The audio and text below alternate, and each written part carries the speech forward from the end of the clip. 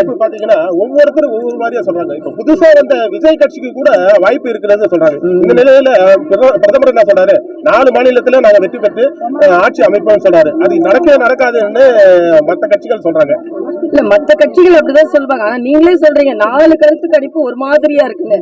ஒரு மாதிரியா இருக்கான்னு எனக்கு தெரியல. அதனால நான் ஏற்கனவே சொன்னது, exit polls are not exact polls. அதனால அதுக்கு நம்ம உண்மையான தீர்ப்பு வர வரைக்கும் நம்ம காத்திருப்போம்.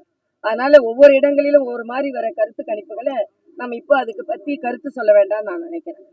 தேர்தல் முடிந்த பிறகு வர்த்தக ரீதியிலான சிலிண்டர்கள் இன்னைக்கு 993 ரூபாய் உயர்ந்திருக்கு. 50% உயர்வு கண்டிருக்கு. இல்ல, இதுல நம்ம ஒன்றை பார்க்கணும். உலக அரங்குல ஒரு போர் நடந்து கொண்டு இருக்கிறது, உலகத்துல ஒரு சூழ்நிலை நிலவி கொண்டு இருக்கிறது. நீங்க பெட்ரோல் டீசல் விலையை நீங்க பாத்தீங்கன்னா, எனக்கு அதே மாதிரி வீட்டு சிலிண்டரை பாத்தீங்கன்னா அதுல எந்த விதத்திலும் ஏற்றத்தை கொடுக்கல. பெட்ரோல் டீசல் விலை பல மடங்கு எல்லா நாடுகளிலும் ஏற்றம் கண்டுவிட்டது. நம்ம நாட்டு மக்கள் மீது அந்த பளுவை சுமத்தக்கூடாது என்று பொருளாதார ரீதியாக எவ்வளவோ முயற்சிகளை மரியாதைக்குரிய பாரத பிரதமர் செய்து கொண்டிருக்கிறார்.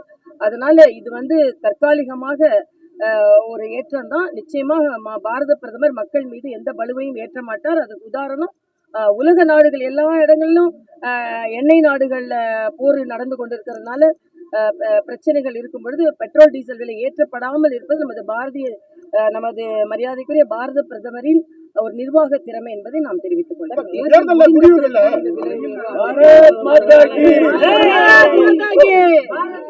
போர் ஏற்கனவே 2 மாதங்களா போர் நடந்துட்டனால கரெக்டா 5 மாநில தேர்தல். அதாவது இல்ல அதுக்கு எந்த நேரத்துல போர் நடந்து கொண்டிருக்கிறது, அந்த போரின் தாக்கம் எப்போ இருக்கும், இது எல்லாம் நம்ம சிந்திக்கணும். அதனால நம்ம பாதுகாப்பாக இந்த நாட்டை வைத்திருக்கிறார் என்பதை நம்ம சிந்திக்கணும்.